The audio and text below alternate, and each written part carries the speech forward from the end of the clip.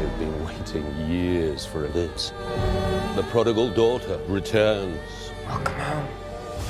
We played a long game, you and I. But now it's over.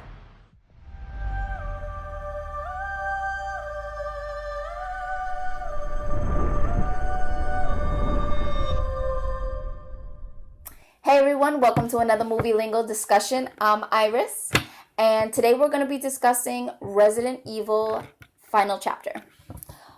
Basically, just to give you a brief synopsis of the movie leaves off exactly where we left off at Retribution. Alice is in Washington, D.C. The only thing is that she has been betrayed by Whisker? Whatever the hell his name is, you know, the big white guy with the glasses. Which, of course, we all knew that was coming anyway, because he was a bastard from the beginning of the storyline. So, basically, you see her fighting through Washington, D.C. to get back to where it all started in Raccoon City. There, she meets up with a couple of characters you may have seen from the other movies, and basically, you just see her fight through Raccoon City, destroy everybody, and try to save the world from basically complete human extinction. Well, not to get started, of course, in my opinion, I don't want to say loved. Let me take that back. Let me take it back a little bit. I liked the movie a lot. I am a big Resident Evil fan. From the first movie, even to now, I really did enjoy the final chapter. But there were a lot of key things that kind of pissed me off. Especially with how the storyline had been going before this movie came out. And I really feel like my movie lingo co-workers jinxed me because they knew how much I loved this movie. So they were like, oh, Resident Evil is so shitty, blah, blah, blah, blah, blah. Everybody had negative shit to say. So basically, with how much I love the Resident Evil saga, I 100% believe that my movie lingo coworkers jinxed the shit out of me. I want to say maybe 15 minutes into the movie and a scene comes up and it just pisses me off and I'm like, what the fuck? But for the most part, it was okay. To get into a little bit, I just want to let you guys know, spoiler alert, if you haven't seen the movie, cut this off right now, go watch the movie, then come watch me. So, basically, some of the main points that really pissed me off is they don't really tell you what happens to the little girl. I mean, of course you automatically assume she died, but I don't know, I feel like Alice's character should have been a little bit more distraught. If, you know, even though biologically that wasn't her kid, but that girl still called her mommy in the last one, you still start to build a relationship, at least, you know, most women do. That maternal instinct kind of kicks in when it comes to a child, you know, especially in a ravenous land where, you know, anything or everybody is dying. But they don't really explain what happened with her. That's one thing that kind of annoyed me. Then another thing that annoyed me is, you remember the brother and sister from the movie before, played by, Ali Lauder? I do apologize if I'm pronouncing names wrong. Well, the gentleman that plays her brother, who also was from Prison Break, they never tell you what happens with him.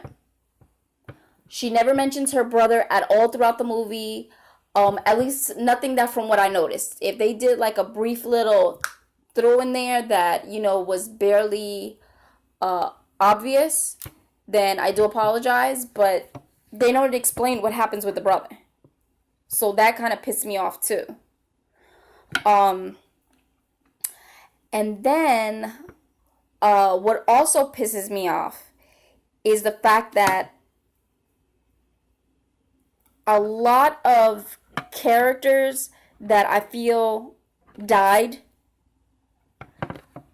Like Isaac, for example. You 100% believe Isaac in, I think it was in Afterlife or Extinction. I can't remember. Don't quote me on that. She kills him.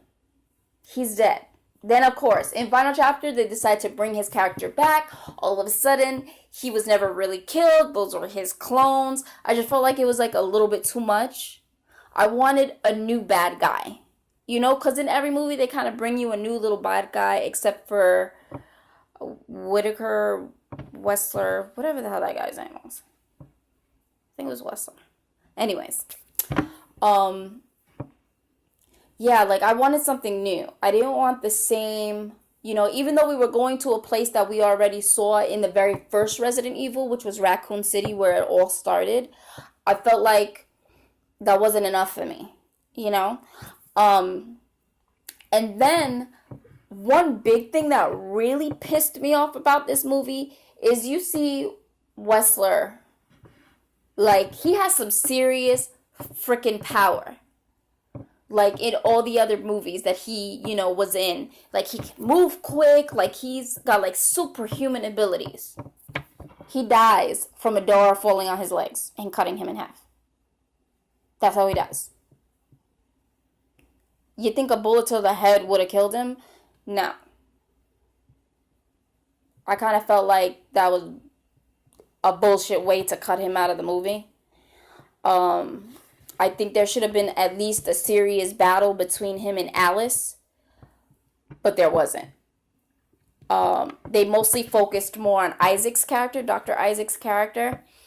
And I want to say those were like the key points that kind of really took me to the point that I'm like, what the fuck? But the parts that I really did enjoy in the movie, they do explain, like, after in Retribution, where you think she gets her superhuman abilities back, but then in final chapter she really didn't. They had lied to her when Wessler had broke her out of that underwater base back in that movie, and they explained to you how, you know, that was a part of his betrayal. Like, he never gave her those superhuman abilities back, even though the T virus is still running through her system, so she still has a little bit of strength, but not like the telekinetic powers that she used to have. So I like that they at least gave you a little juice on that, because that would have pissed me off, like, from them not to explain, but they say she got her powers back, but then all of a sudden she's like a regular person in this movie. Another thing that I really did like was, spoiler alert, the big twist in the end. That you find out that she is actually a clone herself of the owner of the Umbrella Corporation, which I thought was, I don't know, it blew me away, because I didn't really think that that's what they were gonna do, but I thought that was a really big twist that I really did enjoy.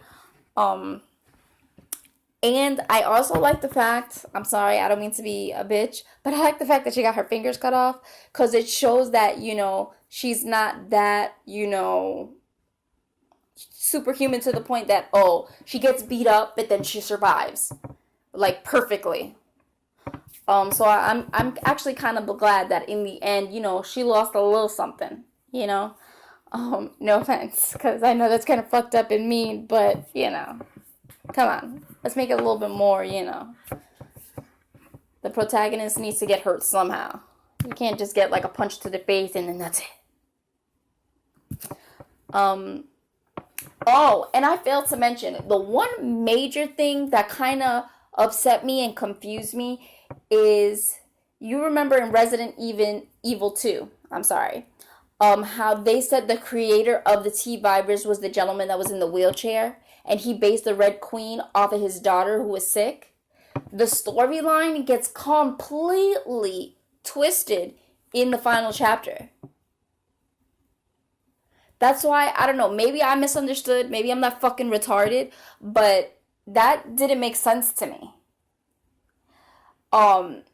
Because in the movie they make it seem like, oh, it's this regular doctor and his daughter has this sickness that makes her age faster than she needs to be.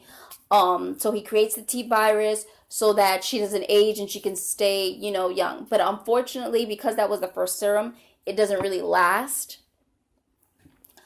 And the good thing about it is that as I think the contribution that little scene made to it was that the big twist that I had mentioned before, that you find out that Alice is a clone, and she ends up being a clone of that little girl that had the sickness. So basically, they gave you a little bit of the Red Queen being the image of the child she would have been, Alice being the woman that little girl would have been, and then, of course, the real woman who, even though her and Alice were technically kind of like the same age, but she's elderly. And she had a little, comical thing about her. And I like the fact that Mila Jovovich played the elderly woman as well, which was pretty cool. So, I guess that's it. That's all I have to say about the movie. I liked it. I'm not going to knock it. There were points that pissed me off, but I liked it. Not as much as I liked the other ones, but I did enjoy it. But hey, leave me a comment. Let me know exactly how you felt about it. My overall rating for the movie would have to be maybe a 7 out of 10. So it gets a C. That's so slotty.